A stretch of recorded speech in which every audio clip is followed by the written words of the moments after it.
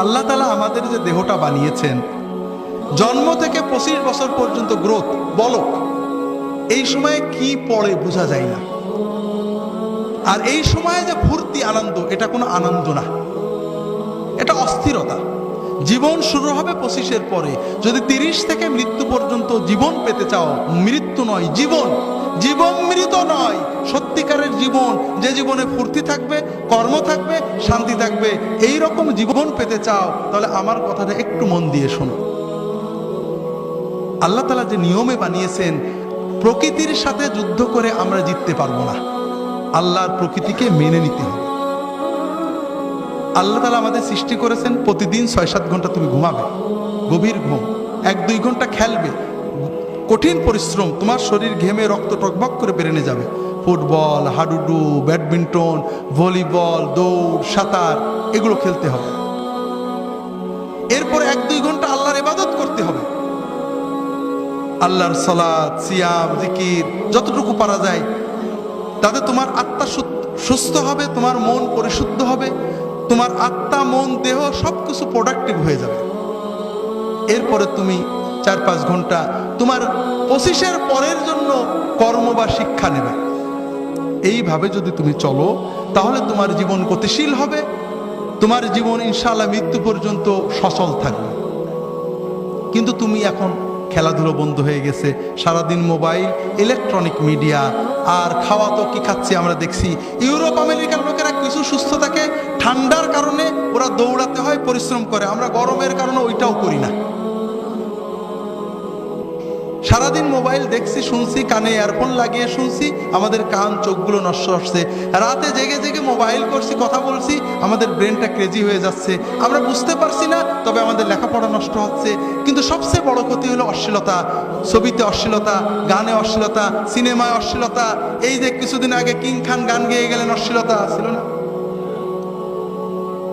কিছু মানুষ কোটি কোটি টাকা কামাই করেছেন, করছেন এই সব অনুষ্ঠান, কিন্তু আমাদের যুবকদের কি হচ্ছে, অস্বীকার করার উপায় নেই। তাদের ভিতরে অস্থিরতা জন্ম নেয়, তাদের মনে হয় আমি আরো দেখি, আরো দেখি, টিভিতে বন্ধ হয়ে গেল, দেখি পাশের বাড়ির মেয়ের সাথে দেখা যায় কিনা, এইটা করে ওর অস্থিরতা, ওর পড়তে মন চায় না, ওর মোবাইল করতে মন চায়, ওর মনে হয় গল্প করি, এরপরে ও পাপের পথে চলে যায়, এরপরে হিরোইন ধরে, এরপরে ইয়াবা ধরে, এরপরে লেখাপড়া নষ্ট হয়ে যায়, ওর 25 হতে হতে ওর জীবনটা ক্ষতিগ্রস্ত হয়ে যায়, এর পরের জীবন মৃত হয়ে যায়, বাঁচতেও পারে না, মরতেও পারে না, ও হিরোইন গ্রহণ করে, মাদক গ্রহণ করে, এইভাবে সমাজটা আস্তে আস্তে ধ্বংস হয়ে যাচ্ছে, ঠিক না ভাই? হাজিরিন, আমরা কি অবস্থায় আছি। সেদিন বাসে চড়ে ঝিনাইদহ থেকে যাচ্ছি, এই ঢাকা থেকে ঝিনাইদহ যাচ্ছে চুয়াডাঙ্গার বাস। আমার সামনের সিটে বসে আছেন চুয়াডাঙ্গার 2 জন বা মেহেরপুরের হবেন, গল্প করছেন।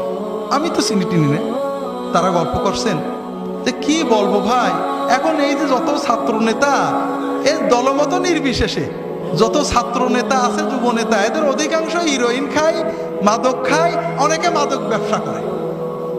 কথা বুঝেছেন তো?